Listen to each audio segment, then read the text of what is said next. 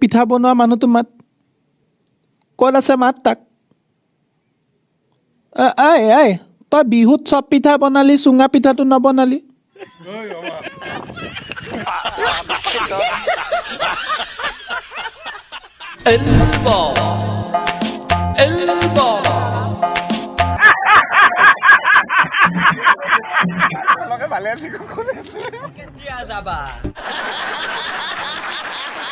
সঁচা কথা কৈ কাৰোবাৰ হৃদয়খন লাগিলে ভাঙি দিয়া কিন্তু মিছা কথা কৈ